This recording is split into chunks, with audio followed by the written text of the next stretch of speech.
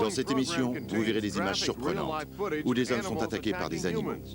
Certaines scènes peuvent choquer les téléspectateurs. Mais vous allez découvrir ce qui arrive quand les animaux attaquent.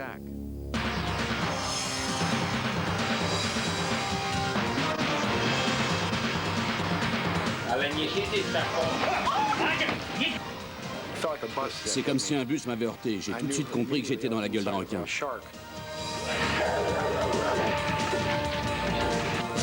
On a ordonné à ce chien d'attaquer et il y a eu un mort. J'avais 10 secondes pour tuer cet ours. C'est lui qui me tuait. J'ai entendu un bruit et la seconde d'après, j'étais par terre.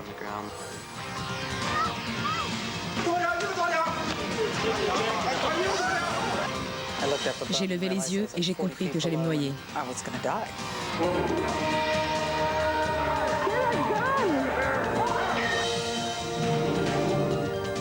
J'ai entendu un petit grognement et un souffle. Il s'est penché sur moi et m'a mordu à la tête. J'ai vu ce chien sur mon fils. Il tenait sa tête dans sa gueule et il la secouait de droite à gauche. Je crois que j'ai été piqué près de 2000 fois. 2000 piqûres d'abeilles.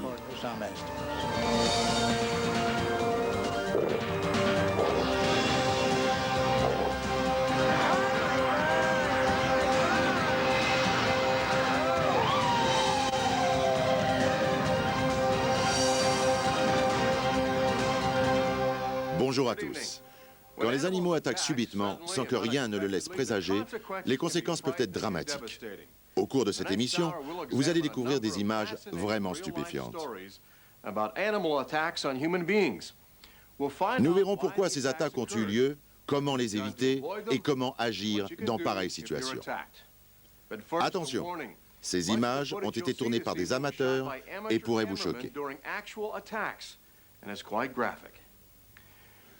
Partons pour les eaux cristallines d'Hawaï, où une femme a fait une terrifiante rencontre avec l'une des créatures les plus majestueuses de l'océan. Pourtant, cet animal l'a presque tuée.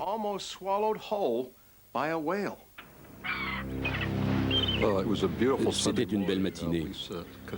Lisa Costello et moi étions à bord de mon Zodiac. Nous avons vu de grandes gerbes d'eau au loin. Il nous a fallu un moment pour les atteindre. C'était un groupe de dauphins pilotes. Ils se déplaçaient très rapidement. Ils se sont approchés de la proue, nous nous sommes arrêtés et ils ont tourné autour de nous pendant plusieurs minutes.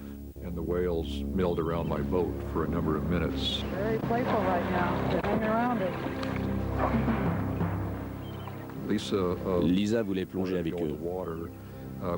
C'était une belle journée et il n'y avait aucune raison de l'en empêcher. Une fois dans l'eau, j'ai nagé à côté du bateau et deux dauphins se sont dirigés vers moi. Ils m'ont contourné et se sont aussitôt dirigés vers elle. L'un d'eux s'est approché très près de Lisa, qui a nagé vers lui. Ils se sont regardés et finalement Lisa a commencé à les caresser.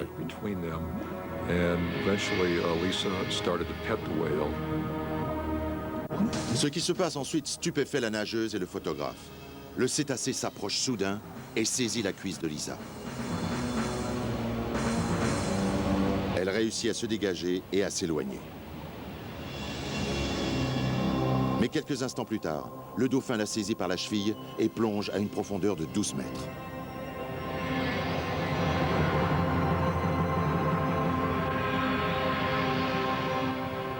Alors que la caméra de Lee Tepley enregistre la scène, Lisa essaie d'attraper la gueule du dauphin pour tenter de se dégager.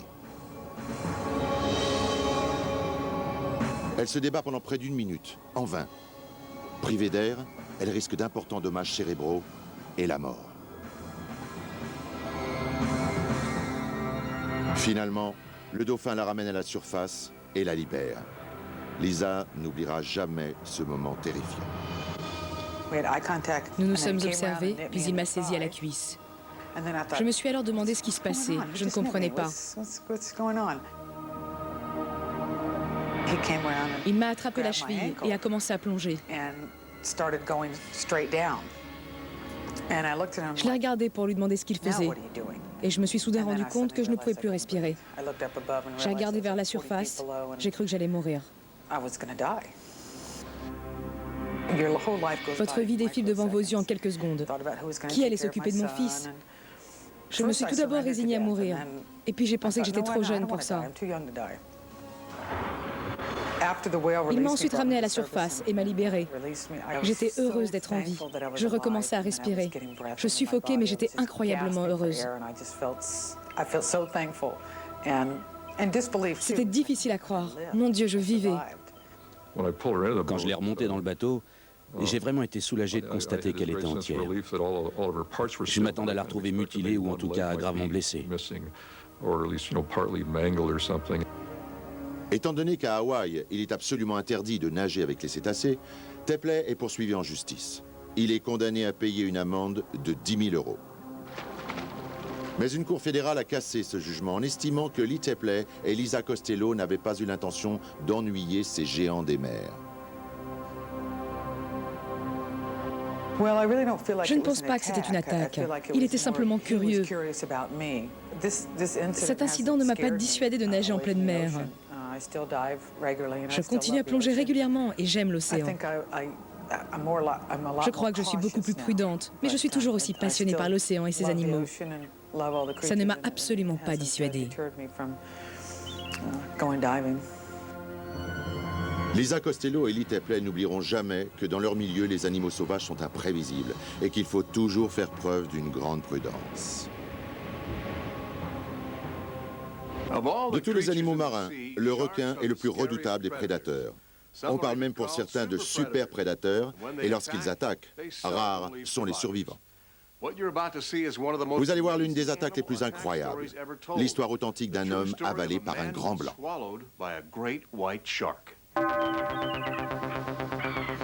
En août 1993, au nord de la Californie, un groupe d'amis s'apprête à plonger.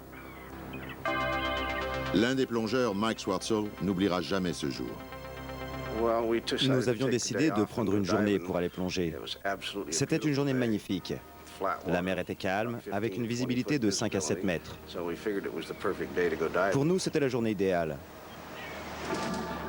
On était à moins de 100 mètres de la plage et on s'était dispersé sur environ 60 ou 80 mètres. David et moi étions face à la baie. On a dû plonger pendant une demi-heure. L'un des plongeurs, David Miles, cherche des ormeaux au fond de l'eau. Mais il n'est pas seul.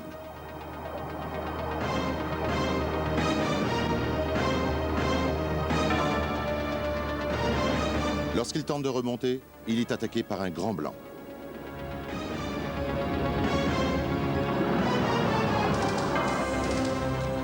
Le requin l'avale la tête la première. Le haut du corps de David atteint les fentes branchiales.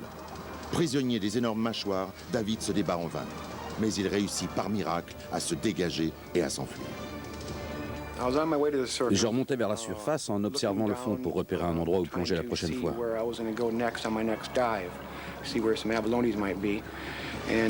Et pendant que je regardais en bas, j'ai été heurté par une masse énorme. Ça aurait pu être un bus. J'ai tout de suite compris que j'étais dans la gueule d'un requin. Quand il a refermé ses mâchoires, j'ai cru que c'était la fin. J'ai commencé à entendre des bruits, j'ai pensé qu'il m'écrasait le crâne. En fait, c'était mes dents qui se cassaient. Il a de nouveau ouvert la gueule et j'en ai profité pour me dégager.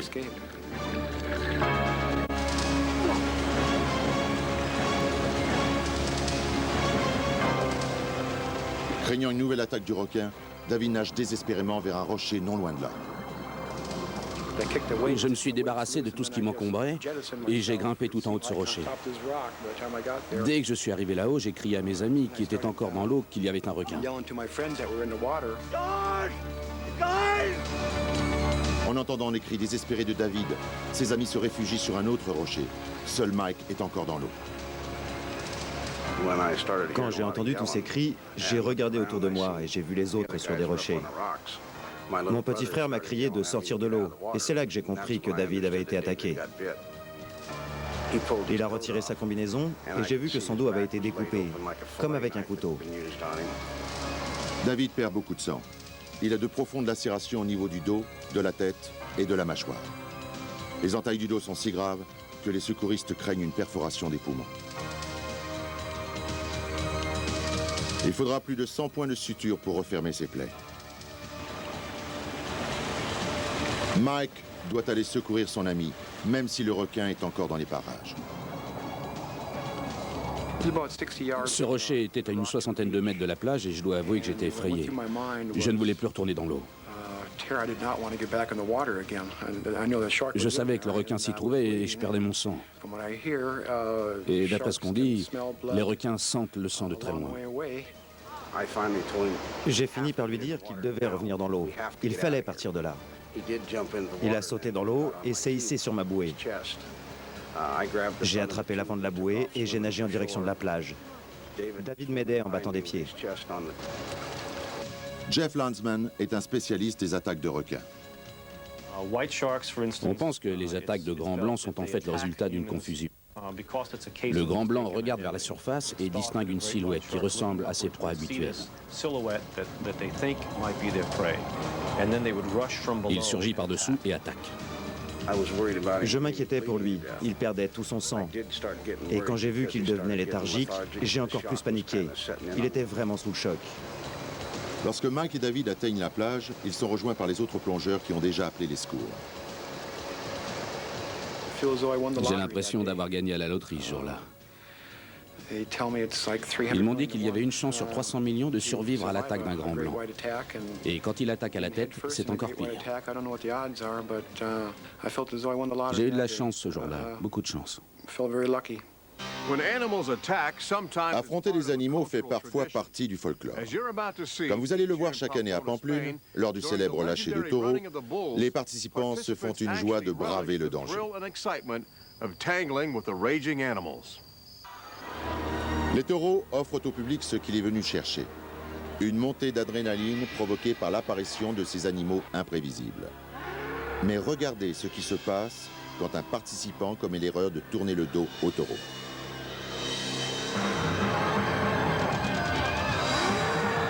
La cuisse transpercée, Charlie Horbin s'accroche désespérément à la vie.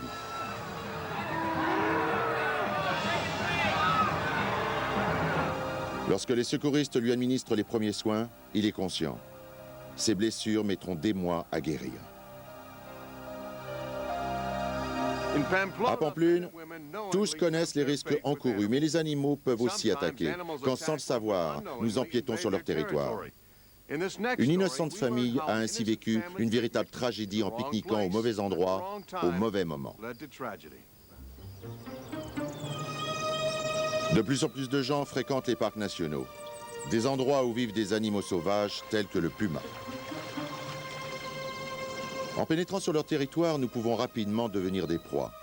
C'est exactement ce qui est arrivé en 1990 à Scott O'Hare, dans le Glacier National Park.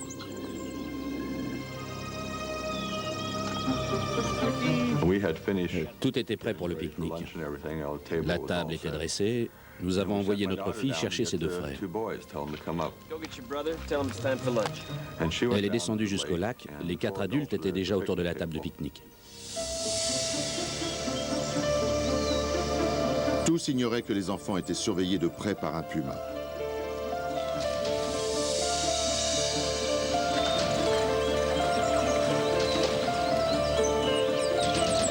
Les enfants partent en courant, mais Scott se laisse distancer.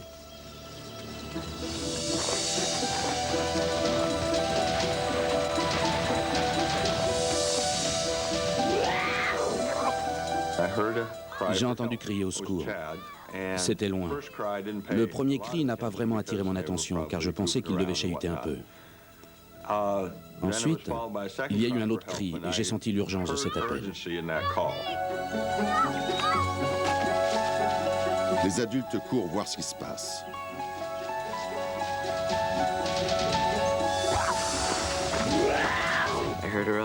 J'ai entendu un bruit dans les taillis, et le puma a rugi.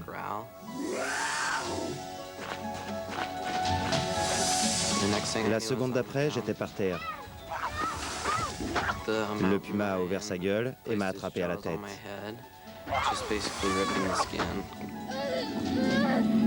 C'était terrifiant, car je ne pouvais absolument pas me défendre.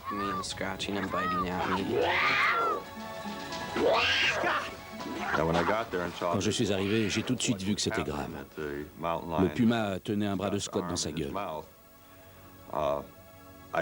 J'ai couru vers eux pour faire fuir l'animal.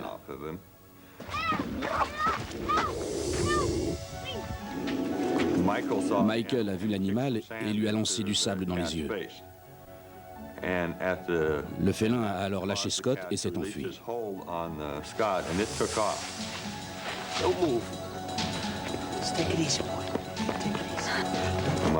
Ma femme est arrivée et l'a pris dans ses bras. Elle l'a soulevé et ramené vers le groupe. Elle était un peu paniquée, elle pleurait.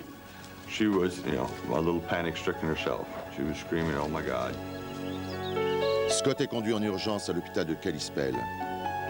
Il sera opéré à la tête, au dos et au bras. Une profonde entaille au visage le laissera aveugle de l'œil gauche. Justice ou aberration? Dans les heures qui suivent, un chasseur retrouve le puma et le tue à moins de 100 mètres du lieu où s'est déroulée l'attaque. Michael Dee est un spécialiste du comportement des pumas. Le fait de courir est un signal qui déclenche l'attaque. L'animal se dit « voilà une belle proie à saisir ». Alors le puma bondit sur la proie. À l'intérieur et aux abords de ces réserves, les pumas peuvent présenter un grand danger. Les enfants sont particulièrement vulnérables et ne doivent pas s'éloigner de leurs parents. Un puma peut peser jusqu'à 70 kg. Et si un animal de cette taille prend en chasse un enfant de 15 ou 20 kg, il ne pourra jamais se défendre. Il a de la chance d'être encore en vie. Nous remercions Dieu d'être intervenu. Nous avons tous entendu des histoires horribles sur les abeilles tueuses.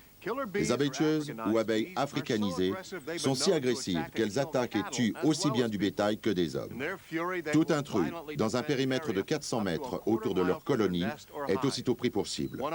Une famille texane a été victime de l'une de ces attaques. En septembre 1994, J.C. Johnson Sr., révérend à la retraite, s'apprête à tondre la pelouse de sa voisine.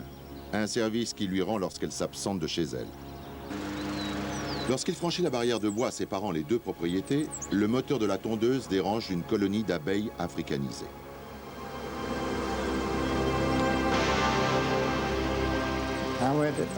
Je suis allé dans l'autre jardin pour tondre la pelouse. Et dès que je suis arrivé à la hauteur du bâtiment, j'ai tout à coup été encerclé par les abeilles. Elles se regroupaient au niveau de mon visage. J'ai couru vers un robinet où il y avait un tuyau d'arrosage. J'ai ouvert l'eau pour essayer de faire fuir les abeilles, mais elle était coupée. Elle recouvrait tout mon corps. Je me suis dit qu'il fallait partir de là. Je me suis enfui de la propriété et plus loin, j'ai vu un autre robinet avec un tuyau d'arrosage. J'ai essayé celui-là, ça n'a servi à rien. Les abeilles formaient un nuage très épais autour de moi. Au même instant, son fils J.C. Johnson Jr., qui vit à côté de chez lui, vient juste de rentrer. Il constate la présence d'un nombre inhabituel d'abeilles dans sa cour. Et soudain, il entend un cri. J'ai vu mon père de l'autre côté de la rue. Il était à plat ventre. J'ai alors pensé qu'il avait eu une crise cardiaque ou qu'il avait fait une chute. Alors je l'ai appelé et je lui ai demandé si ça allait. Bien sûr, il m'a répondu non. J'ai aussitôt traversé la rue en courant pour voir ce qui se passait. Et c'est là que j'ai vu toutes ces abeilles. Elle le recouvrait complètement. Il y en avait sur son visage, partout. Bientôt, ça a été à mon tour. C'est une situation vraiment très stressante et traumatisante.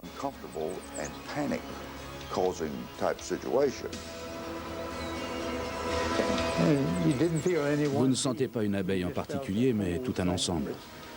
C'est comme si vous étiez dans un four. Je n'ai jamais eu peur pour ma vie. Je m'inquiétais pour mon père, pour sa santé, car il est très âgé. La femme de J.C. Johnson Jr. appelle les secours. Mais les abeilles tueuses attaquent toujours sans relâche les deux hommes. À notre arrivée, nous savions qu'un homme était à terre. Et en arrivant au coin de la rue, il n'était plus qu'une tache noire. Il était couvert d'abeilles. Ils sont tout de suite intervenus, sans se préoccuper de leur propre sécurité. Je n'étais pas préparée à ça, mais je me suis précipitée vers lui et je me suis servi de mes mains pour dégager son visage et voir s'il était encore en vie. Quand les abeilles l'attaquent à son tour, l'officier Fox utilise un extincteur pour tenter de les neutraliser.